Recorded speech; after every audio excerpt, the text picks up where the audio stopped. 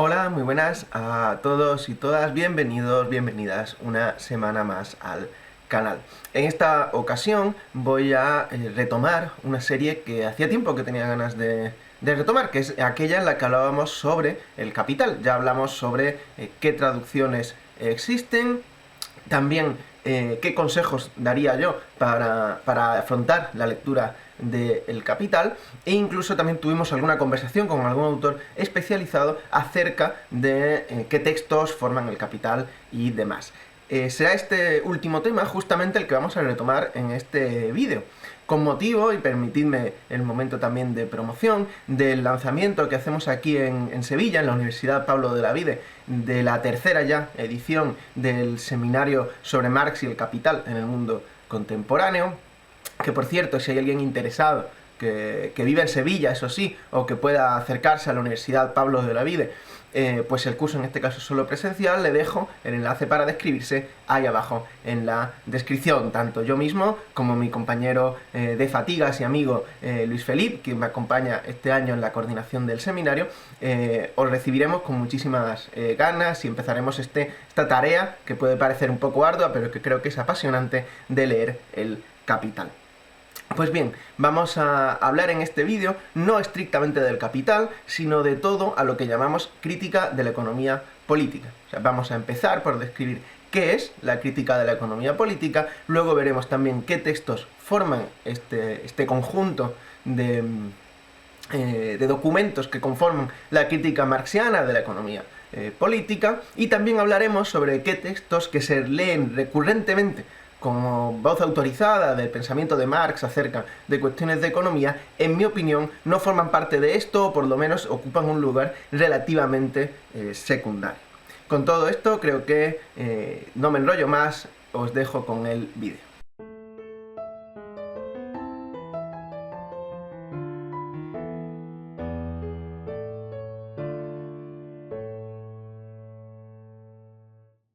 Cuando hablamos de crítica de la economía política, nos referimos normalmente a ese conjunto de textos muy amplio, bastante voluminoso, que dejó lo que normalmente se conoce como el último Marx, o sea, la última etapa en la vida de Marx. Son una serie de escritos bastante sistemáticos que vuelven una y otra vez sobre lo mismo, pues en el fondo no son más que borradores y diferentes versiones de un mismo texto, y todos ellos tienen en común que siempre se han editado, o se acostumbra a editarlos bajo el rótulo de crítica de la economía política, que como sabréis era el subtítulo que acabó llevando El Capital, ¿no? Es El Capital, crítica de la economía política.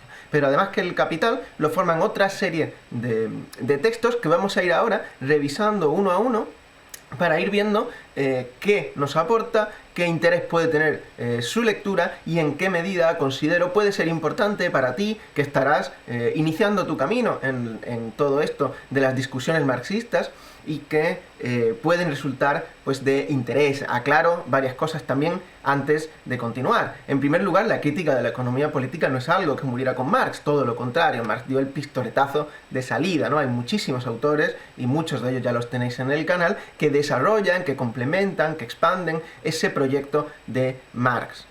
Sin embargo, en este vídeo vamos a analizar estrictamente lo que escribió el propio Marx. También aclaro que hay que quitarse un poco el fetiche de la importancia de los textos. Puede que alguno que en este vídeo describa como poco importante, para ti sea muy importante por los temas que aborde. De hecho, voy a intentar en cada texto plantear qué elementos contiene que ha hecho que trascienda y que ha hecho que muchos dediquemos muchas horas de nuestra vida a leerlos, a estudiarlos, a ver qué nos pueden aportar. De esa manera vamos a comenzar ahora a ir viendo cronológicamente, o sea, en el orden en que Marx los fue redactando, los diferentes borradores que, como digo, conforman la crítica de la economía política. Antes de comenzar con los textos que forman la crítica de la economía política estrictamente, voy a hablar de dos casos que me parecen importantes para mencionar y que para mí no formarían parte de la crítica de la economía política, o no directamente. Me explico. Son dos que son seguramente los más leídos pues forman parte de muchísimos guías de formación de diferentes organizaciones, grupos, etc., ¿no? Se suelen tomar de esa manera porque son los dos más accesibles, por lo menos en cuanto a volumen, y son estos dos. Por un lado, salario, precio y ganancia, que tenéis en multitud de ediciones, y también trabajo asalariado y capital, que también tenéis los dos en multitud de ediciones, a veces editados juntos, a veces por separado. Yo creo que estos dos textos no tienen la importancia que puedan tener otros, y me explico. Tratémoslos por separado. En primer lugar, Trabajo asalariado y capital es un texto redactado en 1849. ¿Qué quiere decir esto? Es un texto muy temprano en la trayectoria de Marx. No quiero decir que no tenga pasajes súper interesantes, que de hecho los tiene. Hay uno muy citado en el propio Capital, que Marx retoma sobre la condición del capital como un fenómeno estrictamente social. O sea, en este texto hay elementos de interés, hay elementos valiosos. Sin embargo, es un texto pre-marxista, podríamos decir, o pre-marxiano, pues, antes de que Marx hubiera desarrollado eso a lo que llama ley del valor, y todo lo que plantea en el respecto del valor de las mercancías es relativamente confuso y desde luego choca directamente con lo que después Marx escribiría. Creo que es un texto interesante, pero que no forma parte y no creo que aporte los elementos que luego va a poner en valor. En segundo lugar, hablaríamos de salario, precio y ganancia.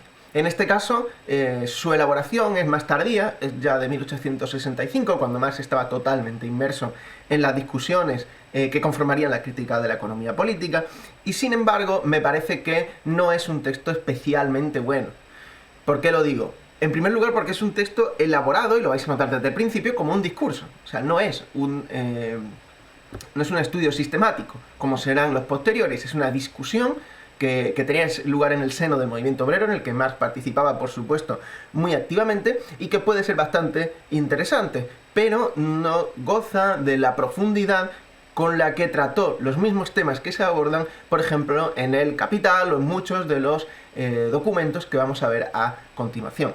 No es que yo no recomiende la lectura de estos textos, yo siempre recomiendo o intento recomendar la lectura de casi todo. Sin embargo, no creo que deban tomarse como la última palabra. Y si se quiere comenzar la formación en la crítica de la economía política, yo no empezaría por ellos. Yo empezaría directamente, como ya dije, por el Capital, y después lo complementaría con algunos de los textos que vamos a explicar hoy. Toca hablar del borrador, que seguramente sea el más conocido de entre todos los que hablaremos en este vídeo, y es los famosos elementos fundamentales para la crítica de la economía política, o para abreviar se suele usar la expresión alemana Grundrisse, que es algo así como borrador. Los tenéis en esta edición, los conformarían 3 volúmenes, de siglo XXI, creo que ahora lo han editado en un solo volumen, si no estoy mal informado, y la verdad que es uno de esos textos que, para quienes trabajéis recurrentemente esta materia, deberíais tener en vuestra estantería si es que no lo tenéis ya, y además ampliamente subrayado y trabajado. Es uno de los borradores más sistemáticos, también más sugerentes de los que estamos viendo. Se puede decir mucho de todo esto porque incorporan muchísimas de las discusiones que después se van a ir viendo, por ejemplo la de la competencia, por ejemplo la del trabajo productivo e improductivo, y sobre todo incorpora muchos textos que han servido como, digamos, masilla para rellenar huecos en la teoría marxiana. Por ejemplo, la cuestión del método, que es infrecuente en la obra de Marx, en los Grundrisse se puede encontrar relativamente sistematizada al comienzo, con un apartado sobre el método de la economía política. Es uno de los apartados más discutidos, es donde habla la famosa frase, ¿no?, de elevarse de lo abstracto a lo concreto, y también en estos mismos manuscritos podréis encontrar el famoso General Intellect, ¿no?, ese fragmento de las máquinas que tan importante fue, por ejemplo, para los post-operaístas. Sin embargo, hay que decir también que son escritos muy fragmentarios, que a veces cuesta deducir o dilucidar qué era exactamente lo que quería decir el propio autor. De hecho, hay una frase relativamente común entre los marxistas, un chascarrillo, que dice que en la medida en que tú quieras encontrar que Marx diga algo y no eres capaz de encontrarlo, búscalo en los Grundrisse. O O sea, si quieres recurrir al argumento de autoridad y necesitas una frase sugerente de Marx para que te respalde, en los Grundrisse seguramente lo encuentres, porque realmente en estos manuscritos hay de todo. Después de esta primera parte relativamente controvertida o controversial, vamos a entrar en el que será uno de los textos más discutidos de la tradición marxista, y créanme que tiene mérito, pues si algo hacemos quienes nos reconocemos o quienes hemos participado de la tradición marxista, es justamente discutir entre nosotros acerca de precisamente las palabras de Marx o de temas que sugiere la obra de Marx, ¿no? Y me refiero al que seguramente sea el primer texto que haya que enfocar, que es la Contribución a la crítica de la economía política, publicado originalmente en 1859. Aquí ya hay que hacer un primer apunte, y es que Marx publicó, de todo lo que vamos a ver hoy, muy poquitas cosas en vida. De hecho, únicamente 2. Esta es una de las cosas que Marx publicó en vida. Es un libro relativamente sistemático que vio la luz en la vida de Marx. Esto es una relativamente anomalía, pero que sin embargo no va a gozar de la importancia que pudiera tener. Y es que en el Capital se abordan muchos de los temas que se abordan en este texto de manera más sistemática y más profunda, con lo que la mayoría de este texto ha quedado relativamente en desuso.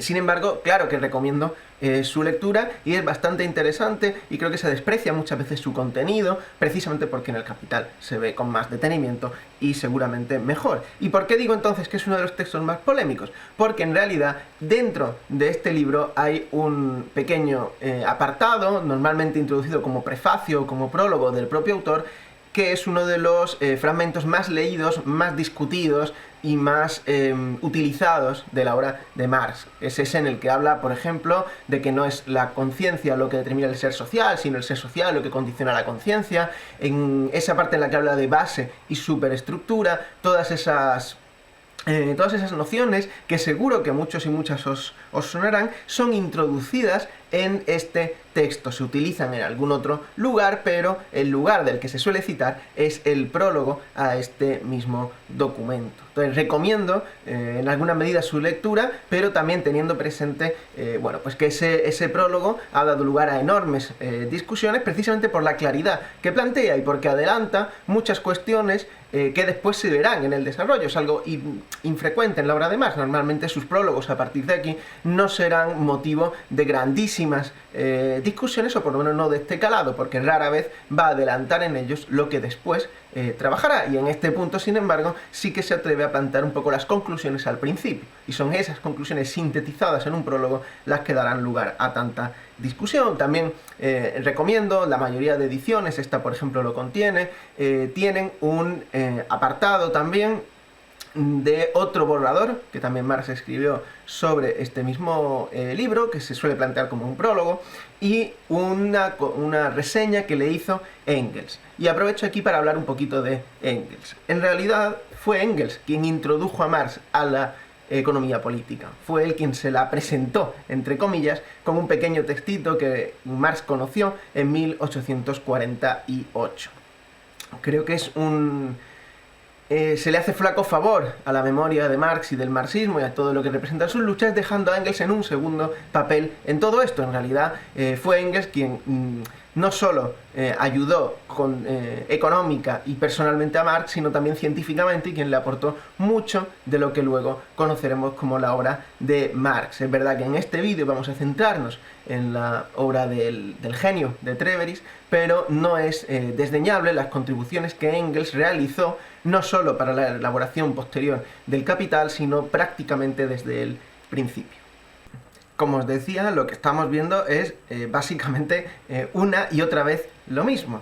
Pues Marx efectivamente redactaba el Capital una y otra vez. Según el intelectual argentino Enrique Dussel, Marx escribió el Capital hasta 4 ocasiones, ¿no? Y solamente vieron la luz una ocasión y media, más o menos, ¿no? La una es la que ya hemos visto, la contribución, y la media, o un tercio para ser más precisos, la veremos un poquito más adelante, que es, ya os adelanto, aquello que solemos conocer como el Capital.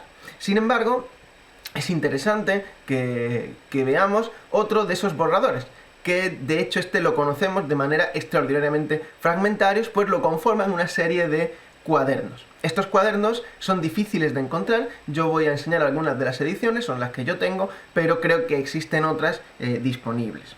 Respecto de estos cuadernos, que se conocen como los cuadernos de 1861 al 63, básicamente porque se redactaron en esa época, encontramos los cuadernos 1 y 2, que corresponden a la primera y segunda sección del Capital, más o menos, que se encuentran contenidos dentro de este volumen Karl Marx, Comunidad, Nacionalismos y Capital. En la tercera parte de esta obra se incorpora esos primer y segundo cuadernos de la obra de Marx, pero más conocido que esto es el conocido como Fragmento de las máquinas, de la tecnología, ha asumido diferentes nombres y que forma parte de los manuscritos, insisto, sobre la técnica de estos años 1861-1863. Yo los tengo en esta edición, ¿bien?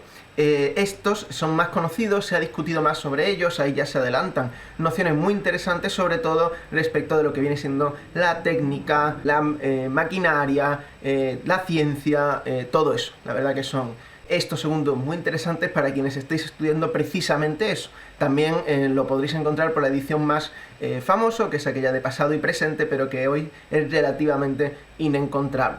Creo que sería una lectura fundamental, sobre todo para quienes os interesen, insisto, esas discusiones sobre la ciencia y demás. A lo mejor incluso más que otros textos de los que hablaremos a continuación.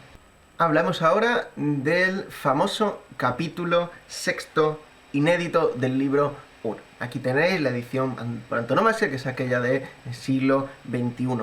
Este es uno de esos textos que, sin formar parte de los más citados y de los más conocidos, sí tiene su interés y sí que tiene algunas expresiones que se han popularizado mucho. Por ejemplo, la expresión de subsunción real y subsunción formal del trabajo en el Capital solamente o prácticamente solamente se puede encontrar dentro de este trabajo, en el que se va a plantear de manera bastante recurrente y se va a introducir las nociones de plusvalía absoluta y relativa de una manera bastante interesante, también a colación de la cuestión de la maquinaria y la tecnología.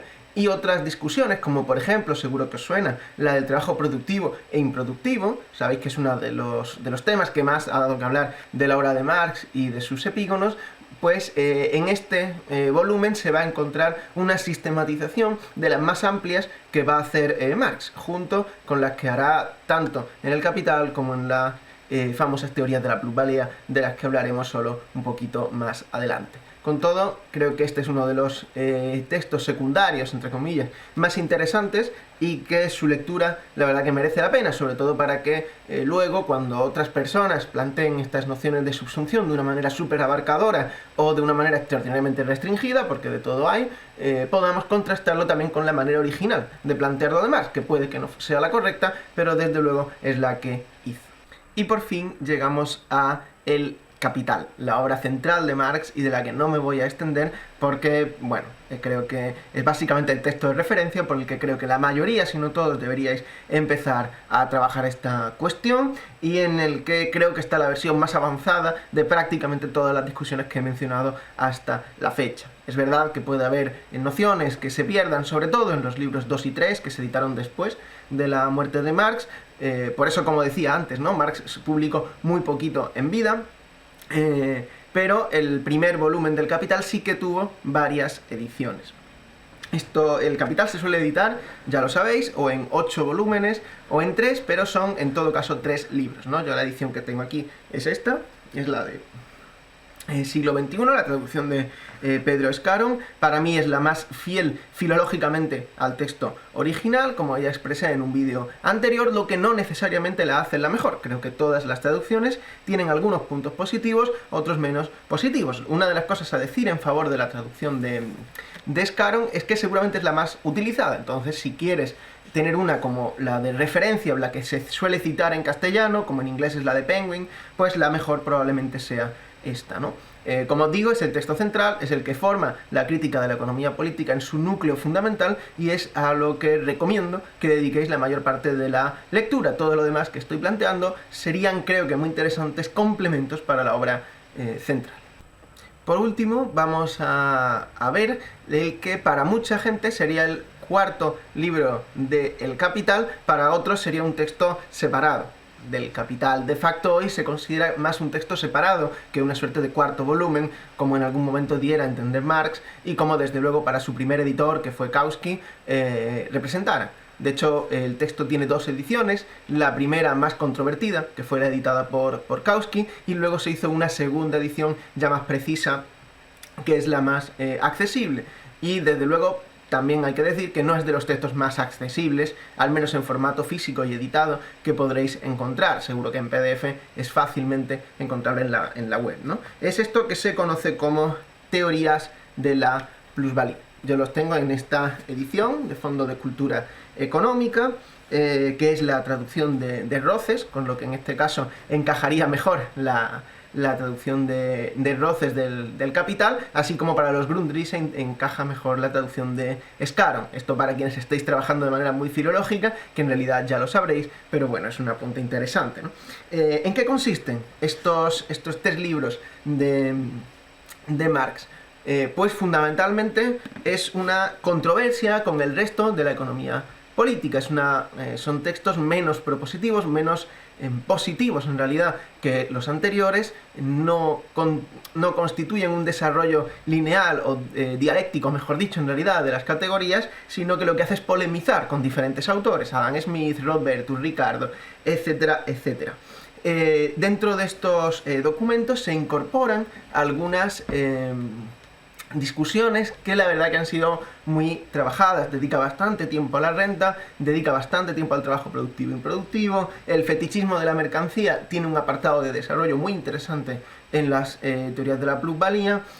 También está, bueno, pues por ejemplo, se suele editar por ahí un librito como Teoría de la crisis de Marx, que no se sabe a veces bien de dónde sale de aquí. Bien, es uno de los textos que forman las teorías de la plusvalía. Recomiendo su lectura, pero en este caso sí es extraordinariamente árida comparada con otras, sobre todo para quienes no estéis familiarizados con las discusiones de la economía política de la época. Con todo, incorpora algunas nociones que sí que merece la pena trabajar, insisto, para temas de la crisis, del fetichismo, etcétera, etcétera. Pero esto ni siquiera sería todo, y no sería todo por varias razones. La primera es que en realidad de los muchos borradores de Marx no los tenemos todos disponibles en castellano y bien editados.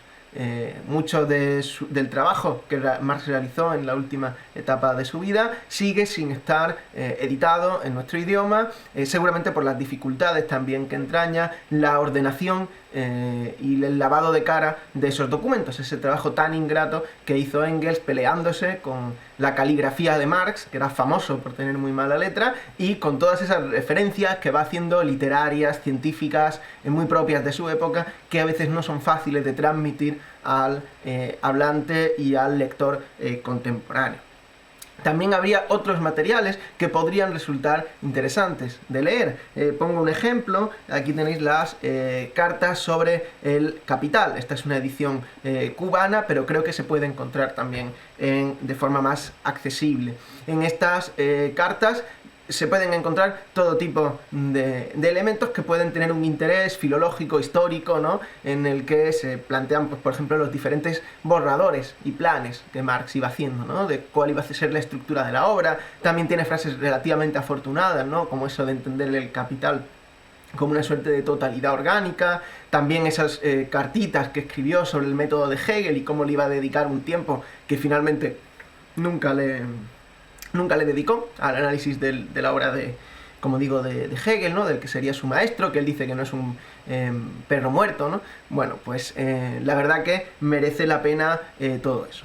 Y por último, también decir que esto no es el final, porque como decía antes, la crítica de la economía política no es un proyecto que muriera con Marx.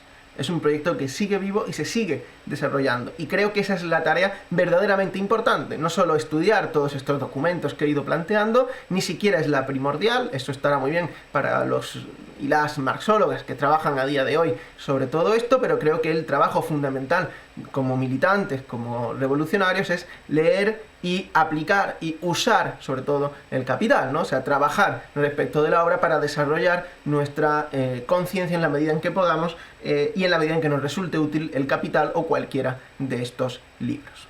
Para concluir, únicamente plantear que lo importante no es la lectura de la obra de Marx, ni siquiera su estudio, de todos estos documentos que he ido reseñando tan somera y brevemente, ¿no? Que seguro que se me ha podido pasar alguno y que seguro que la mayoría podréis tener opiniones diversas sobre la importancia o no de alguno de ellos, ¿no? De sus temas principales que seguramente no haya podido reseñar adecuadamente. No, lo importante es el uso revolucionario que podamos hacer de los textos de la obra en conjunto de Marx y de, sobre todo, quienes vinieron después. Pues es importante, insisto, plantear que la crítica de la economía política es un proyecto vivo.